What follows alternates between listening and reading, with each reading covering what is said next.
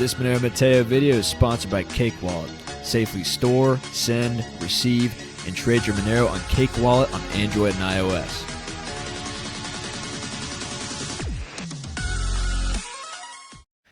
Alright guys, what's going on? Monero Matteo, welcome back to the channel.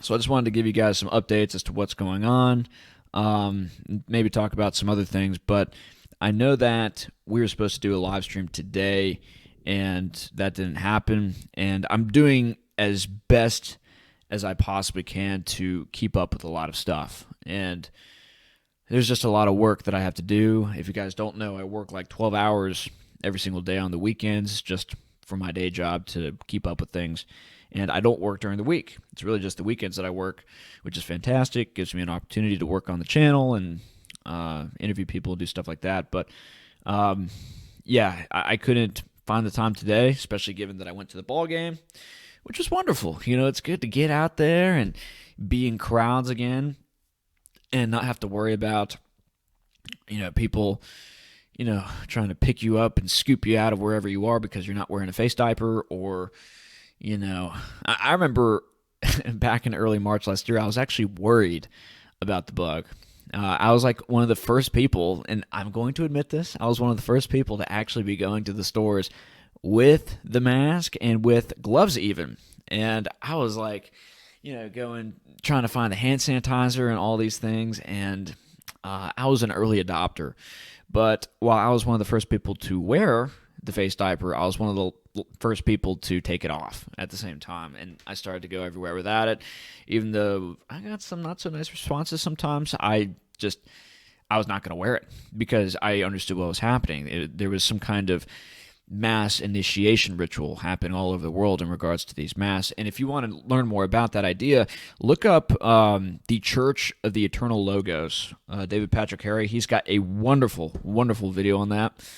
He puts a lot of things in perspective, and that's another person we need to have on the show. He's just a fantastic Orthodox apologist. He connects so many things together in regards to Orthodoxy, psychedelics, different world religions, and why Orthodoxy is the way.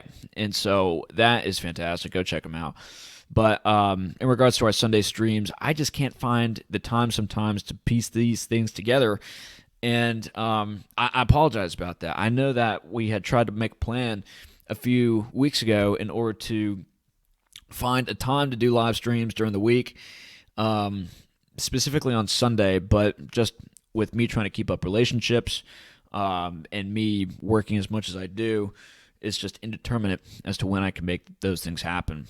And to some degree, I'm making excuses. I could have woke up earlier, and maybe I could have came back earlier, but at the same time, it's just there are limits to my capacity to do things, and I work very, very hard behind the scenes to keep up this channel, to keep income coming in from my day job, and to just make things work. But you know, that's just the reality of things.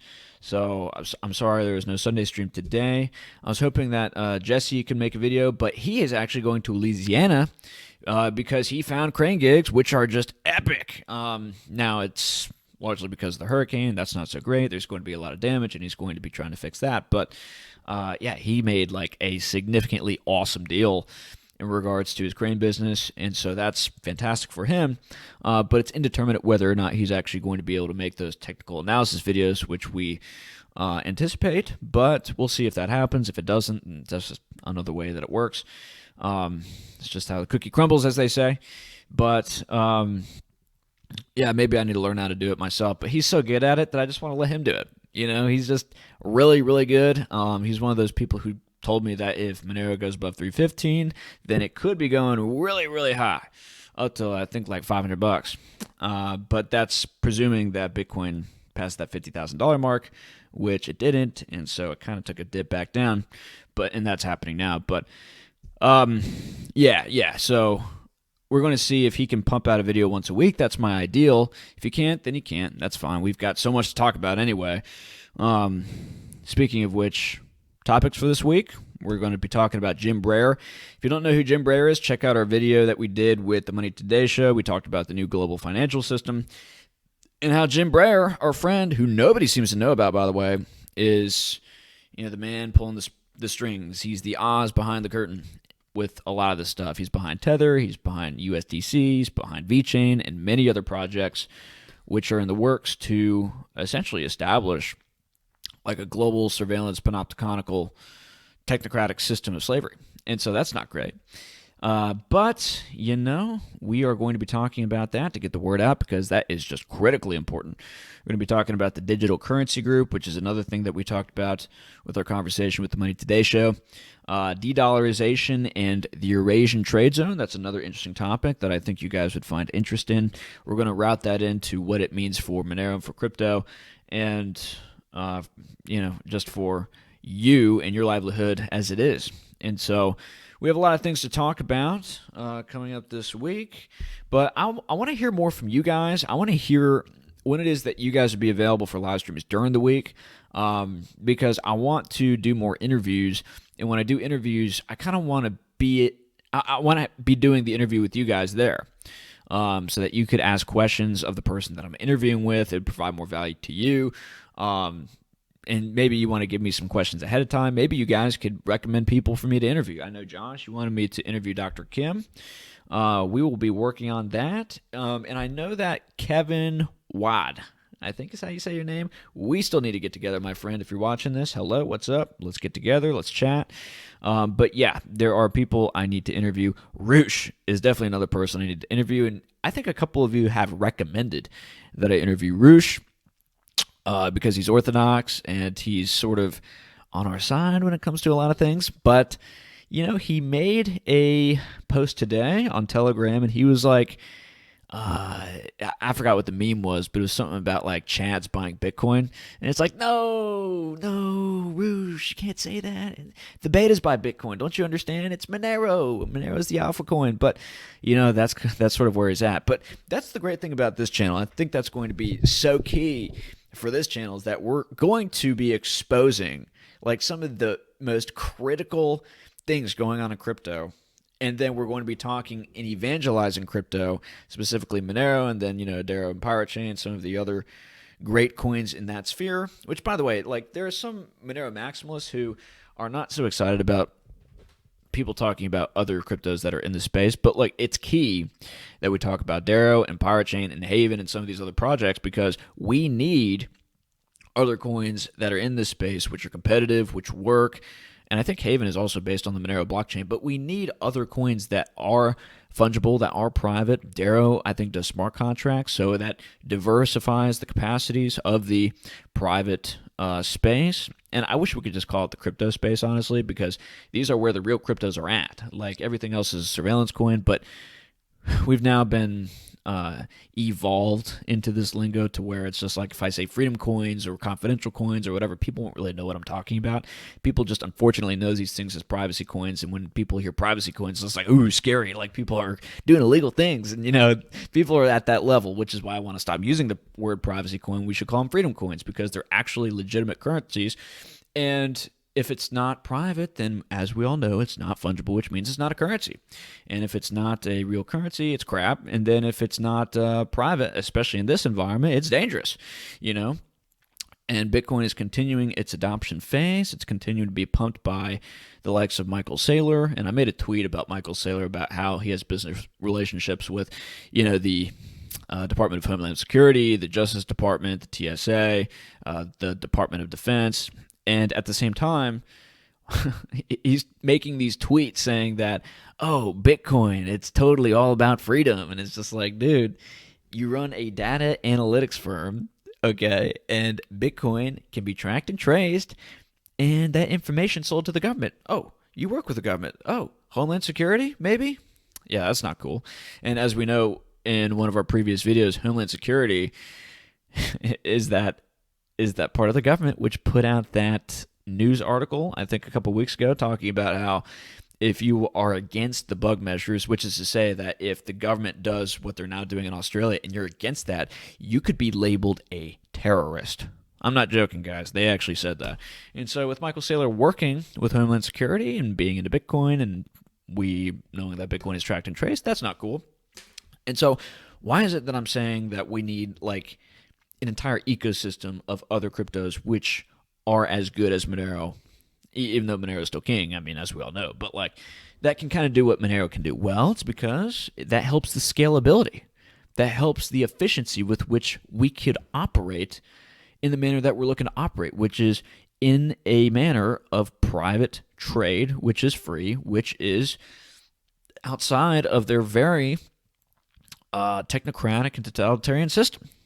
I mean, we are in a financial fight. We are in an economic fight. We are trying to get off this hyperinflating currency, which is becoming ever more what's the word? Which is becoming ever more devalued by the day, right? And the petrodollar is in a lot of trouble given what's been going on in Afghanistan, and that's going to have ripple effects. And we could go down that whole rabbit hole, but we're not going to do that right now. There's so much to talk about. But we need other coins to succeed. Number one, because if something happens to Monero, there's something in the bug or there's something that is in the code that we don't know about, maybe like a bug or something like that, which I don't think is the case. But there was a bug discovered about a month ago, which definitely made people question its privacy. If something like that happens, well, we can hedge that risk by holding some other cryptocurrencies in that space. And the interoperability, again, makes it more scalable and efficient. And yeah, I think we need the whole space to succeed. And to just say that, oh, well, Monero's king and everything else is a crap coin, no, I don't agree. That's not the perspective that we should have. We should hope that just we can get the best tech that there is and we can get many projects going. Because this isn't about the gains. This isn't about some kind of crypto coin chauvinism. This is about creating an alternative economic system which allows people like you and me, who are maybe not in such good graces with the communist governments which are taking over the world, able to live, right? Like, we're trying to live here. We're trying to make some structure which makes it so that we have a fighting chance in a world that is becoming ever more satanic. And, people like us who love Jesus Christ, who, love European Western civilization, we are not exactly loved by the people who have power right now. So we need to figure out ways with which we can transact value with each other and ways that we can make a living despite everything going on. And this is one way that we could do that. But without going too crazy with this video, this is just supposed to be a short video about updates going on with the channel. We've got interviews coming up. Let me know who you want me to interview. Topics for this week: Jim Breyer, Digital Currency Group, destabilization across the world because of the de-dollarization of the currency, de-dollarization of the dollar. Why don't I just say de-dollarization? I don't know. Jesse, we'll see if he can still do the technical analysis, hopefully. And then just one more piece of news, by the way. My friend Alan, who's a good friend of mine, who is very smart, he's actually a genius. He is going to be doing interviews with me, talks with me, however you want to put it, and we're going to be doing that once a week. He just ordered his mic, he just ordered a webcam, and our talks are so fascinating. And we were just talking on the phone last week, and we were talking about quantum physics, consciousness, the relation of these ideas with Orthodox Christianity, and we were going into deep on so many subjects. And look, I've known this guy for 5 years. Every time we have a conversation, he teaches me something. Like, he just has a wealth of knowledge unlike anyone I've ever met in my life. And so we're going to be having conversations. I think that you guys could get some value out of that. I think that you guys could find it interesting. But those conversations I'm going to be posting on, what's the website? Odyssey.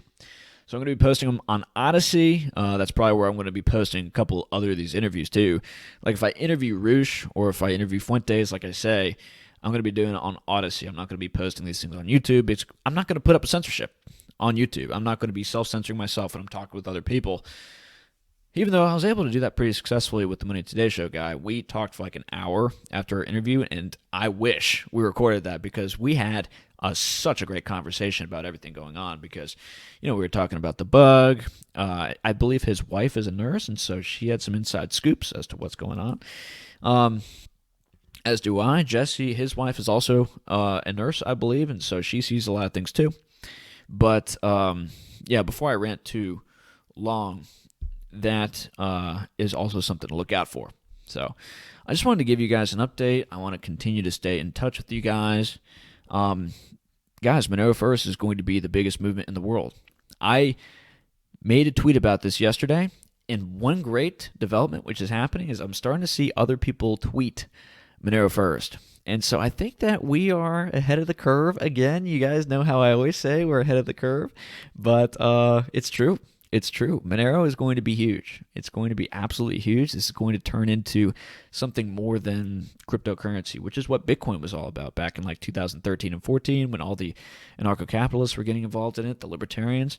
And then it kind of became commercialized, you know what I mean? And so now you have just a bunch of grifters telling you about how Bitcoin is going to make, the American dream come back in the 21st century and things like this. I mean, I've made posts about this again on Twitter where it's just like you've got these, hot chicks on Twitter who are just like, hey, buy crypto. We're going to be making so much wealth and it's going to be awesome because we buy crypto. This is the way to do it. It's like the new internet boom. And, my heart goes out to them. They mean well, but, a lot of the people out there now are just grifting. They're just capitalizing on something which is going up, something which I think is a bubble. I think Bitcoin's a total bubble. It's going to crash versus Monero, if you want to know the truth. I think Bitcoin should have went to zero already, if you want to know the truth, because it can be tracked, it can be traced, and Bitcoins have already been censored by the government through executive fiat. And if they can do that, then it's not a currency, number one. And two, people should be incredibly concerned about this. But we're talking about Americans here. We're talking about other people who just don't understand the global technocratic communist system which is being established right now and just how dangerous it is to have a system like Bitcoin. Seriously. And people still, I see on Twitter all the time, there are these articles which are coming out by the day now. Again, guys, we are so ahead of the curve, I can't begin to tell you. But, just as an example, in Europe, it seems like what they're going to be doing now is they're going to be making it so that if you're going to be moving your funds off an exchange, your crypto, they want to know who it is you're sending it to and where it is you're sending it to. Okay? And we talked about this in some of our videos a couple weeks ago. We're like, it could be that if you want to take your funds off an exchange, they ask where you're sending it to. And this isn't on the radar for any Bitcoin people at all.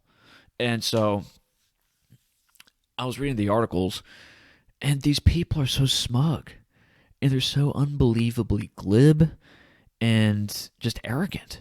They think that the government has no way of stopping Bitcoin. And they're like, oh, don't they understand Bitcoin's anonymous and it can't be stopped? Oh, they think they can figure out where my Bitcoin is? It's just like, oh my gosh, you guys are way behind. If you think they can't track and trace this stuff, dude, it's very dangerous for people to be thinking this way in this new environment that we're going into when they're coming out with all of these surveillance systems with which to employ on the blockchain. They're coming out with artificial intelligence now. We've talked about this in videos. Artificial intelligence that will be able to calculate your tax liability, determine where it is you're sending your funds, the risk probability of your action on the blockchain, and whether or not you should be qualified to be allowed to be serviced on certain exchanges. And these exchanges are going to be exchanging with each other information on their customers, KYC information. So if one exchange doesn't have your KYC information, well, they can just get it from another exchange through a firm that we talked about in regards to the digital currency group, which again, we're going to be making a video about, called Norblock. Okay. And that's a serious capacity that these exchanges are going to have to surveil you. And again, people are just like, oh, no, it's no big deal. Bitcoin's going to win. I admire the confidence, but I don't think it's confidence. I think it's naivete. I think it's much worse than that, right? So this video is going on long. My ADD's taken off. I have so much work I need to do still. I'm going to be up to 3 a.m. finishing all this work. But it's out of love for you guys. I love talking to you guys. We have so much to talk about. We're at the spearhead of a new movement called Monero First. Share it on Twitter. Share it on Gab. Share it with your friends. We are at the spearhead. Tip of the spear, whatever you want to call it. But yeah, that's it for this video. Before I continue to rant, Telegram. Patreon. I'm coming out with my Lightning Network article sometime in the next couple days, and I'm sorry that's late. I just keep running into new information. I've been talking with experts on Twitter about this, trying to get a more round view of the Lightning Network and its issues, which there are a lot. So I'll be releasing that on the Patreon, and then check me out on Odyssey, check me out on Gab and Twitter, the huge. So yeah, Monero Matteo, enjoy your day. God bless.